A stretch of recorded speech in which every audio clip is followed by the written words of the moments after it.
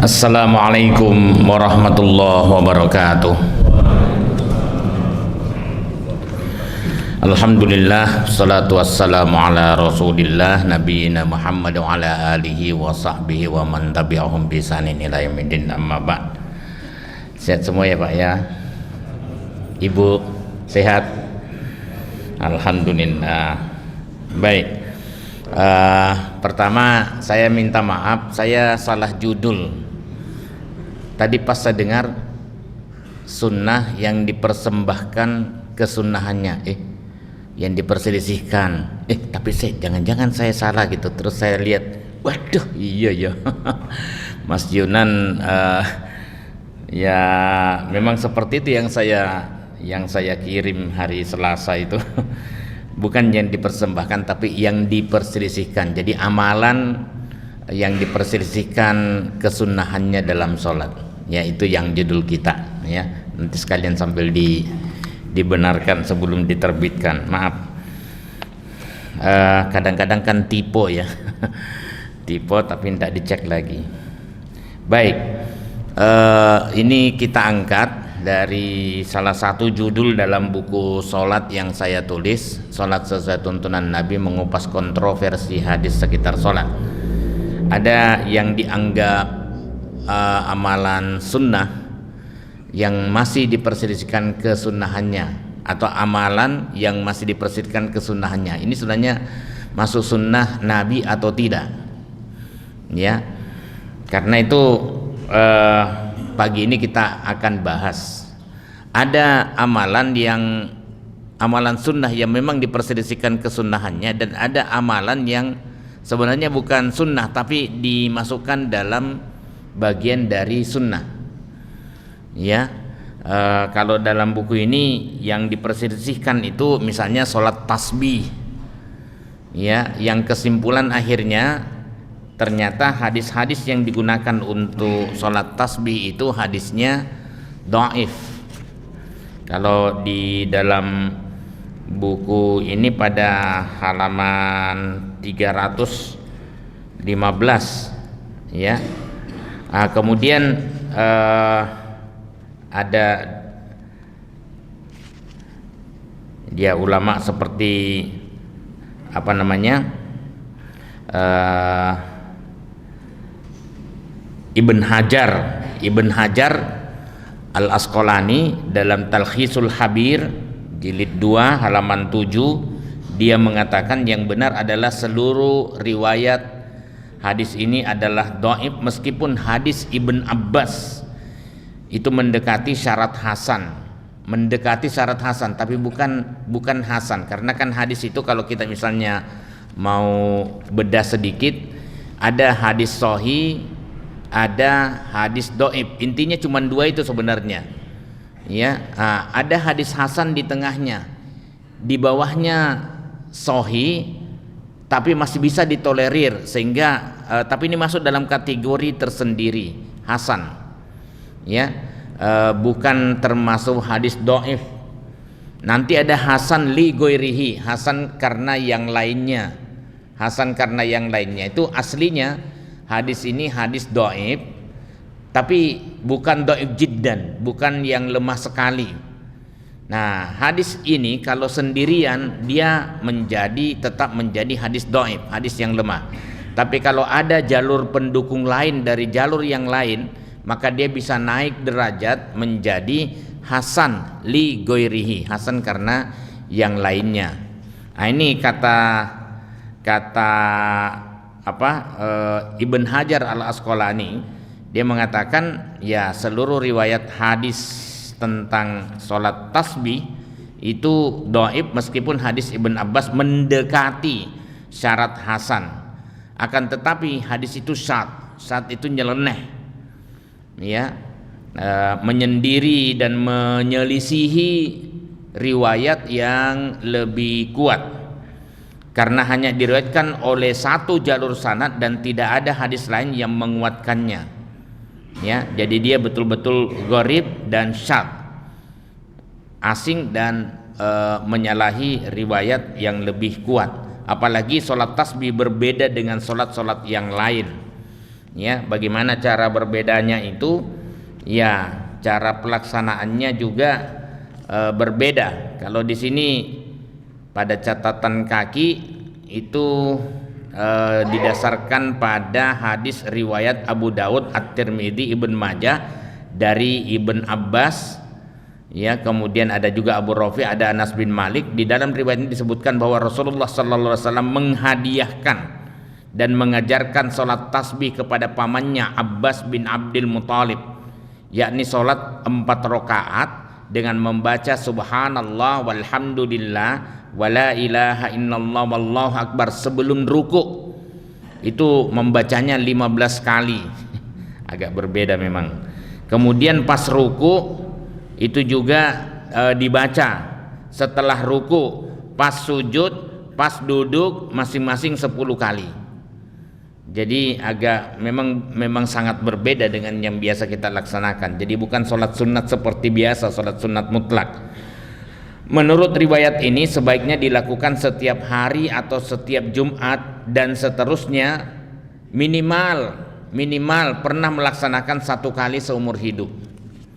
Ya walaupun ada yang mengatakan seperti sebagian ulama Syafi'iyah, ya Ibnul Mubarak, Al-Albani mengatakan hadisnya hasan, ya bahkan sahih sehingga dianggap sunnah. Tapi itu termasuk yang diperselisihkan. Nah, saya kemudian cari-cari, ya ternyata hadisnya memang dhaif, ya. Nah, letak kejawabannya saya kupas dalam buku sholat ini. Kemudian ada sholat sunat hajat, ya itu yang diperselisihkan juga kesunnahannya.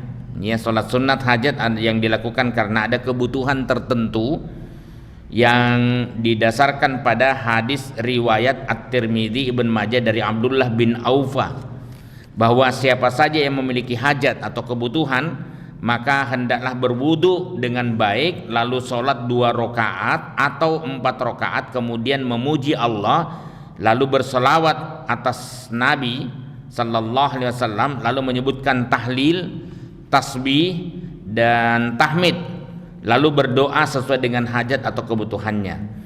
Ya, ini pun hadis gharib, hadis yang asing, menyendiri. Tidak ada hadis lain kecuali satu ini, dan kualitas hadisnya sangat lemah.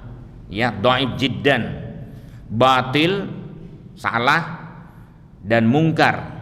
Ya, sehingga sama sekali tidak bisa dijadikan hujjah.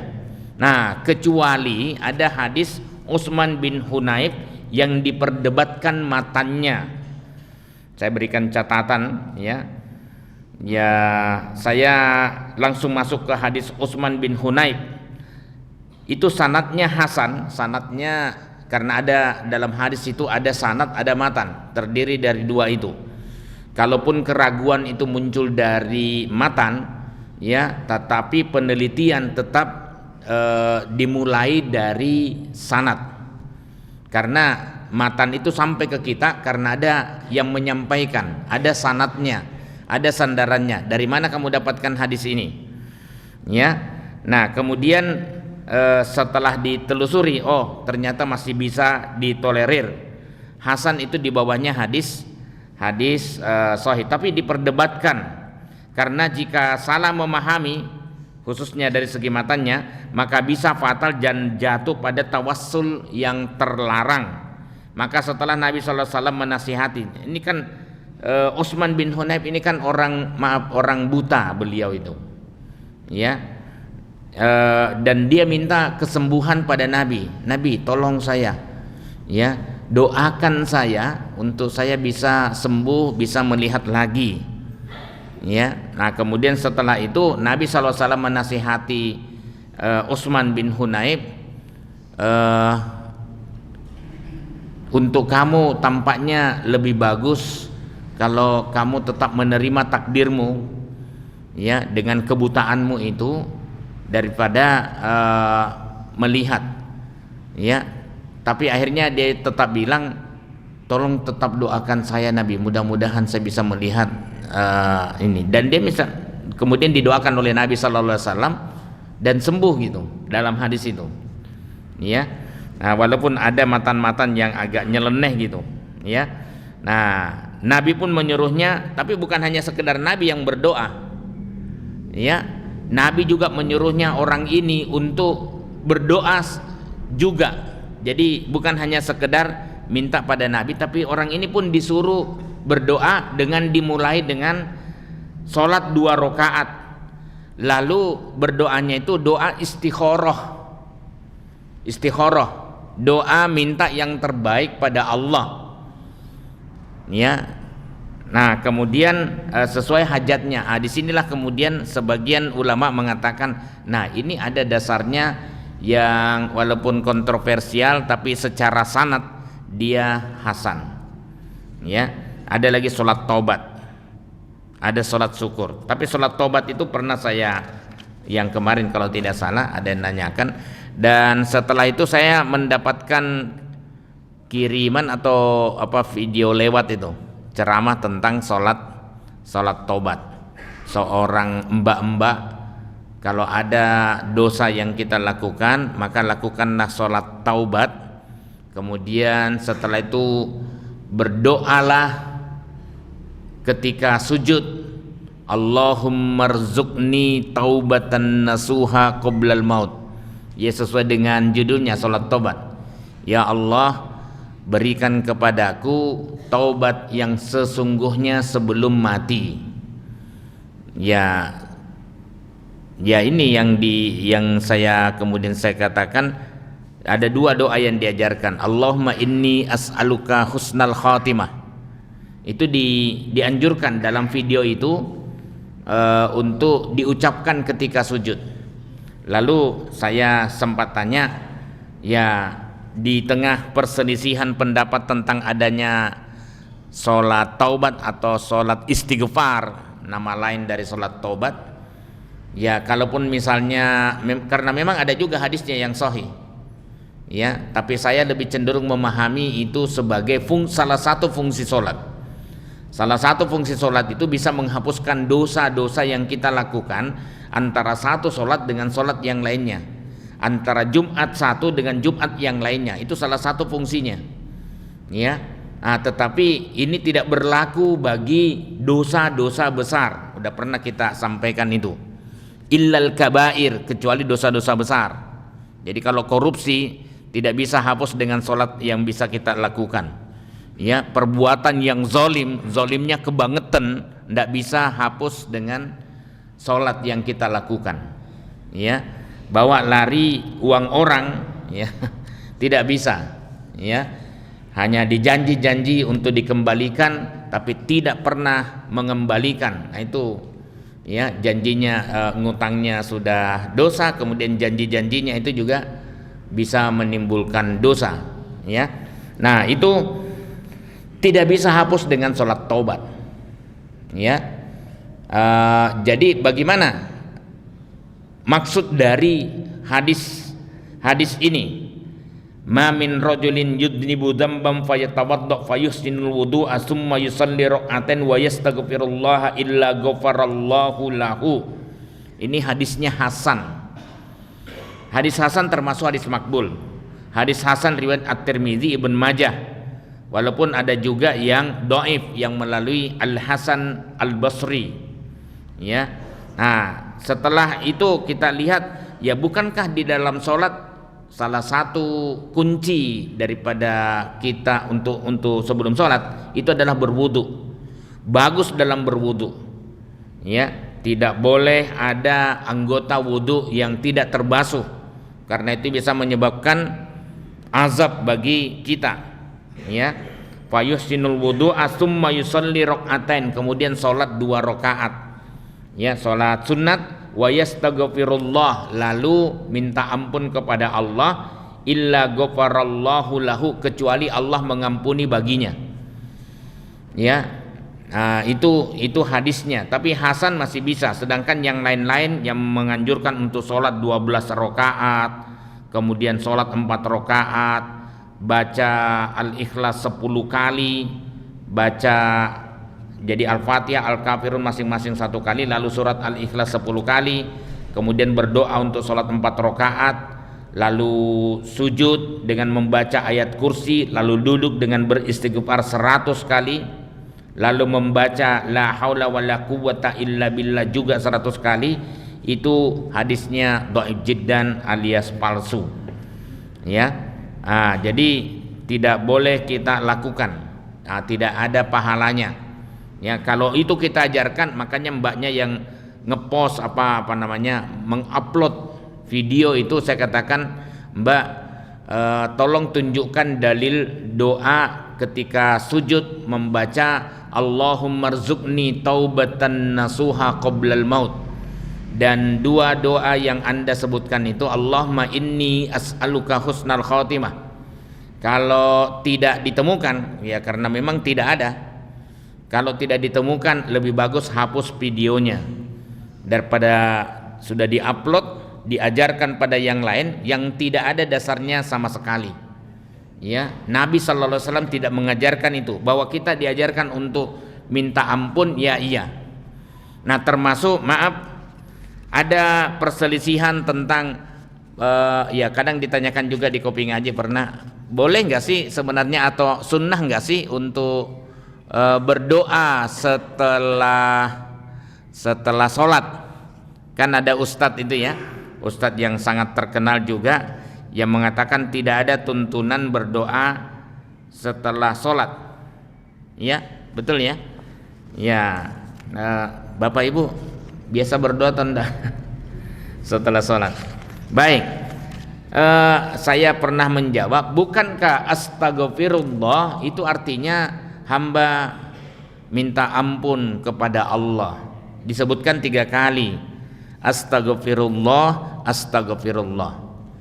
Ya, kemudian kita biasanya menyebutkan wirid, ya, wirid atau zikir. Ya, ada perbedaan, tapi intinya ya sama. Wirid itu lebih spesifik sebenarnya.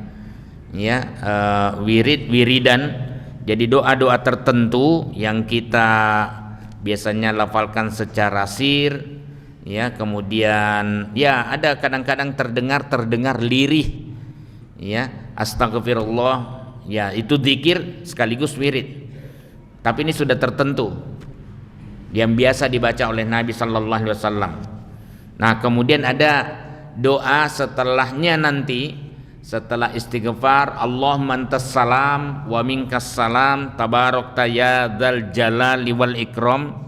Bukan Allahumma antas salam wa minkas salam wa ilaika ya'udus salam fahayyina rabbana bis salam wa adkhilnal jannata darus salam. Itu tidak ada hadisnya sama sekali, tapi itu populer dan biasa kita sebutkan, dan rata-rata jamaah kita di Indonesia itu hafal doa ini, karena biasanya imam yang memimpin di tempat lain itu biasanya dia mengeraskan bacaan doanya, sehingga secara otomatis lama-lama kita hafal. Yang ada hadisnya itu Allahumma antas salam wa minkas salam tabarakta ya dzal jalali wal ikram, itu hadisnya sahih. Tapi kalau yang panjang justru tidak ada. Nah, yang sunnah itu yang pendek. Ya. Nah, kemudian ada lagi subhanallah, ya wiridannya itu 33 kali, alhamdulillah 33 kali. Nanti sebelumnya juga ada Allahumma la mani lima ataita wa la mu'tiya lima mana'ta wa la yanfa'u dzal jaddi minkal jadd. Itu juga doa itu. Ya, Allahumma la mani'a. Ya, memang ungkapannya tidak meminta langsung dalam doa ini, tapi intinya dia minta sama Allah atas kuasamu. Ya, cegah apa yang mesti engkau cegah terhadap diri kami. Jadi gitu. Ya. Ya jangan menimpakan takdir yang buruk pada kami. Ya, semuanya atas kuasamu. Tidak ada yang terjadi di alam semesta ini tanpa izinmu. Itu intinya. La mani lima ataita. Tidak ada yang bisa mencegah kehendakmu itu. Cuman arti dibalik itu adalah dia minta untuk dilindungi dari musibah yang mungkin menimpa yang tidak dia inginkan. Ya, tapi dia pasrahkan semuanya sesuai dengan kehendak Allah yang alimun hakim, yang maha mengetahui lagi maha bijaksana. Kemudian ada Allahumma kini adzabaka yauma tab'atsu, dalam itu, ya Allah, hamba mohon kepadamu untuk dilindungi dari azabmu. Rabbi kini adzabaka yauma tab'atsu ibadaka. Jadi ya Allah, hamba berlindung dari azabmu, lindungi aku dari azabmu pada hari engkau bangkitkan hamba-hambamu. Ini hadisnya sahih riwayat Muslim. Ya, doa ini bisa dibaca, di situ sebutkan setelah sholat. Ya, tapi bisa juga dibaca pada saat sebelum tidur. Ya, dua hadisnya itu hadisnya sahih. Atau pada saat sholat duha itu juga ada doa yang Allah maghfirli wa tub alayya, ya Allah ampuni hamba dan terima taubat hamba. Innaka antat tawwabur rahim, sesungguhnya engkau maha penerima taubat dan maha pengasih, ya. Ini hadis sahih riwayat Al-Bukhari. Ya, meskipun dalam Adabul Mufrad itu di bawahnya hadis dalam kumpulan hadis Jami'us Shahihnya Al-Bukhari, juga diriwayatkan oleh An-Nasa'i. Nah, adapun dalam sholat duha atau setelah sholat duha, innad duha'a duha'uka wal baha'a baha'uka, itu tidak ada hadisnya sama sekali. Ya, yang biasa mengucapkan itu, ya kalau itu disandarkan kepada Nabi, maka hadisnya tidak ada. Ya, tidak ada hadisnya sama sekali. Jadi jangan dianggap itu sebagai sunnah. Tetapi boleh enggak kita ucapkan selama baik dan tidak disandarkan kepada Nabi, hanya keinginan kita karena isinya juga bagus. Ya, ada sih tidak bagusnya. Apa tidak bagusnya itu? Ya Allah, halalkanlah apa yang engkau berikan dalam kondisi haram. Ya, waduh, itu sama dengan sholat taubat itu. Ya, ada doa taubat itu ya. Jadi kalau dia wa ingkana haroman, sekiranya harta ini haram, ya maka halalkan. Ya, ini mungkin yang menyebabkan para ustadz sebagiannya suka doa ini dan diajarkan kepada yang lain. Nah, kita yang tidak paham akhirnya ya nanti kan ada taubat. Iya, kalau lo masih hidup. Kalau setelah korupsi mati nggak ada gunanya tuh. Ya, makanya saya ajarkan pada mahasiswa saya juga, jangan ada mahasiswa ekonomi syariah UMY ketangkap gara-gara korupsi. Ya, akidahnya kita garap dulu. Ya, ambil hakmu, jangan pernah mengambil hak orang lain. Jangan pernah mengambil institusi punya yang lain. Jadi tidak boleh. Ya, ambil yang halal-halal saja. Insya Allah itu yang barokai. Ya, saya kira itu waktunya tanya jawab. Monggo kalau ada silahkan. Ada?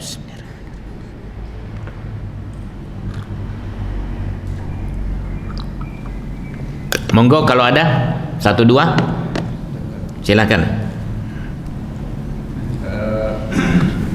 Dosa-dosa yang besar, misalnya korupsi yang sampai. Assalamualaikum warahmatullahi wabarakatuh. Waalaikumsalam warahmatullahi wabarakatuh. Mohon pencerahannya Ustaz, untuk orang-orang yang sudah terlanjur melakukan dosa-dosa yang sangat besar, misalnya korupsi yang miliaran bahkan triliunan dan jelas secara logika nggak bisa mengembalikan, atau membunuh, misalnya sudah membunuh seperti yang dulu pernah kisah terkenal sampai membunuh 99 orang plus 1 orang dan akhirnya taubat, atau orang-orang yang melakukan perbuatan berzina yang mungkin ratusan kali atau bertahun-tahun. Apakah orang-orang seperti itu jika bertaubat, karena itu termasuk dosa-dosa yang sangat besar, itu harapannya untuk bisa diampuni itu sangat tipis, atau bahkan mungkin harus dicuci dulu di neraka jahanam yang lama, atau bahkan mungkin tidak akan ada kembali, bisa masuk surga, karena dosa-dosa yang sangat besar itu biasanya dilakukan secara kesadaran, tahu kalau itu dosa, bukan karena nggak tahu, tapi tahu. Mohon pencerahannya Ustadz, karena ada beberapa orang yang seolah-olah putus asa dengan harapannya ke depan, ya Allah, dosa saya terlalu besar.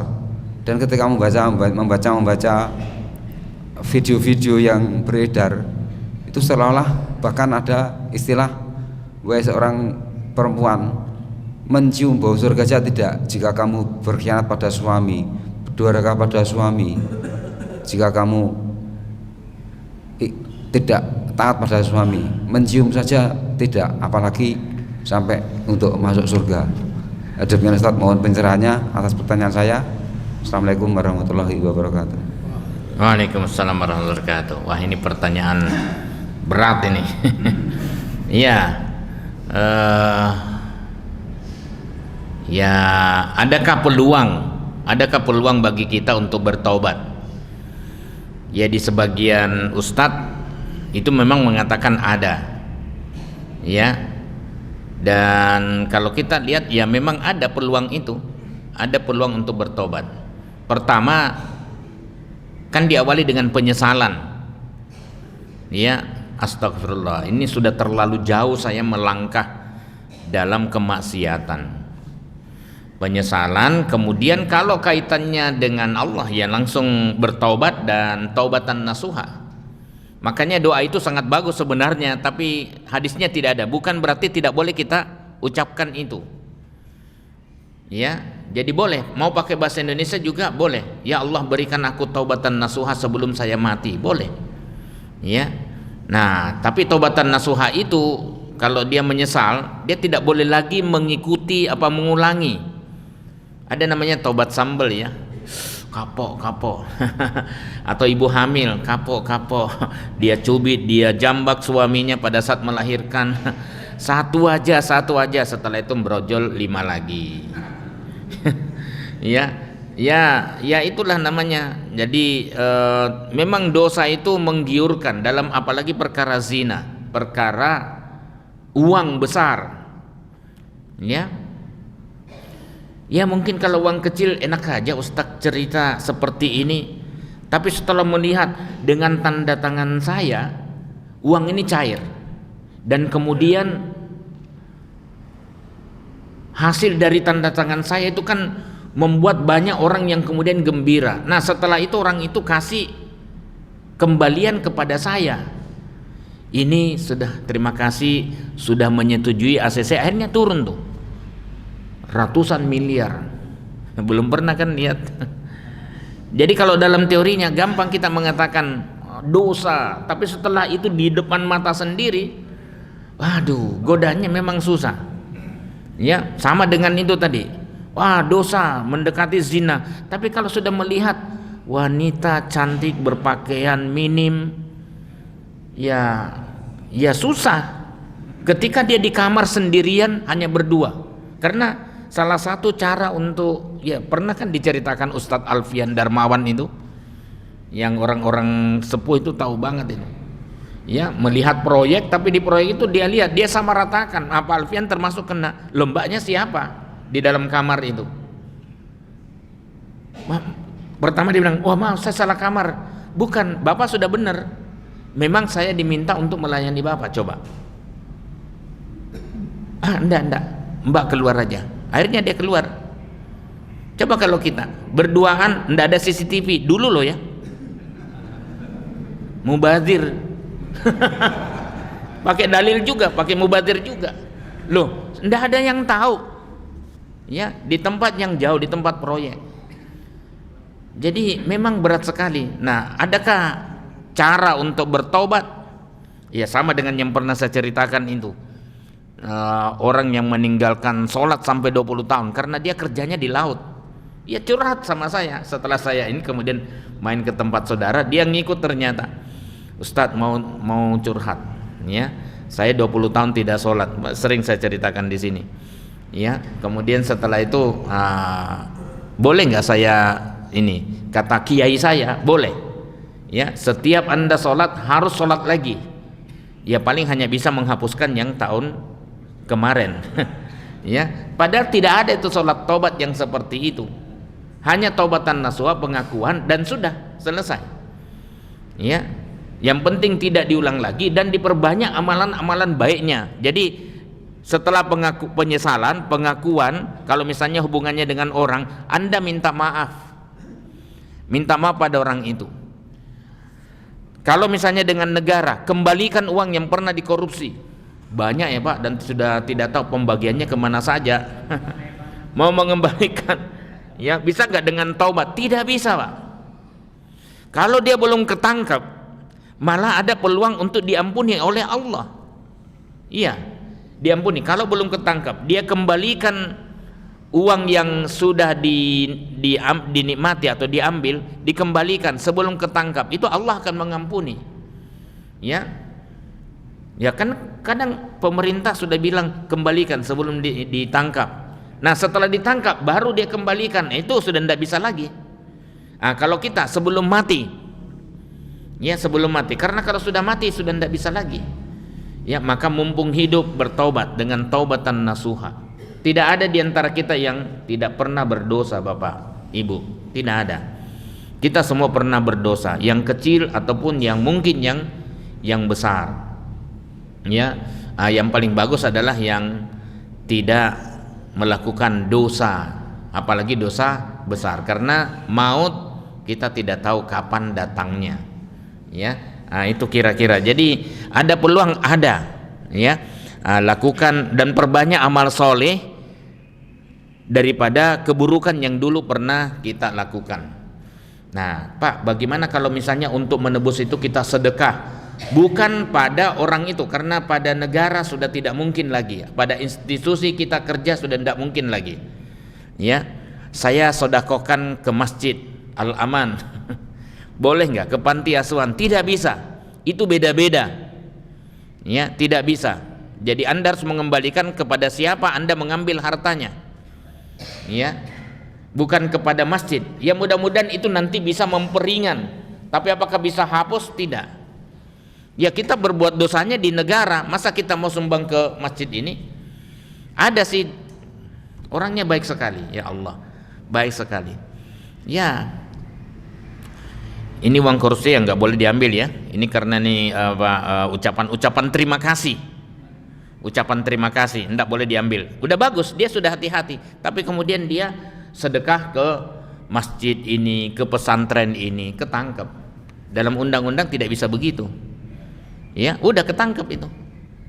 Akhirnya menjalani, oh padahal orangnya sangat baik, ustadz besar. Ya, nah makanya peruntukannya bagaimana? Ini kan untuk pondok pesantren, enggak bisa.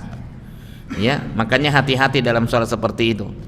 Ya, peruntukannya tobatnya harus sendiri-sendiri. Selesaikan di tempat kita korupsi. Makanya jangan besar-besar supaya tidak ya kata Luhut, kalau ya nanti Luhutnya dihilangkan ya. Kalau mau jadi baik ya di surga aja lah kau, katanya. Ya, masa korupsi dikit-dikit boleh lah. Ini tanda-tanda bahwa dia pasti korupsi. Pasti dia korupsi. Yang mengatakan saja bilang tidak korupsi, dia korupsi, apalagi dia memberikan ruang dari pendapatnya. Ya korupsi dikit-dikit boleh lah, masa nggak boleh? Nah saya jadi ingatkan pada mahasiswa saya kemarin karena baru pengantar, saya bilang tahu nggak cerita Nabi Sallallahu Alaihi Wasallam? 2 kali Nabi Sallallahu Alaihi Wasallam sampaikan itu. Jadi pertama ini untuk Nabi, ini untuk saya, ini untuk Nabi, untuk saya. Nah kemudian Nabi bilang sekiranya kamu tidak mendapatkan jabatan itu, kamu hanya duduk-duduk saja di rumahmu bersama orang tuamu. Mungkinkah uang terima kasih ini mampir ke tempatmu, kembalikan. Nah kemudian itu dikultumkan lagi oleh Nabi Sallallahu Alaihi Wasallam. Jadi ingat, kita mendapatkan ini karena jabatan kita sudah digaji, ambil aja yang halal bagi kita, itu barokah itu, dan lebih menenangkan, ya, lebih menenangkan. Nah dari hadis itu, kalau sudah mendapatkan jabatan ini uang apa?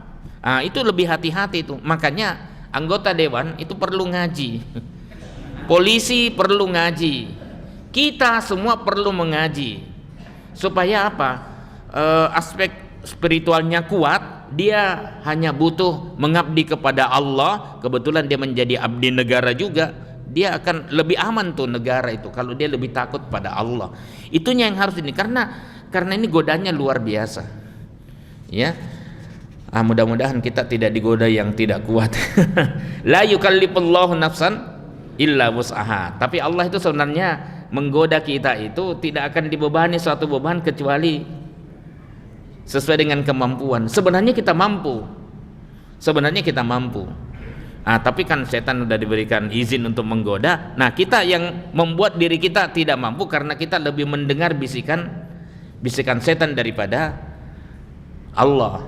Nah, gitu. Makanya hindari. Yang lebih hati-hati hindari. Bukankah kata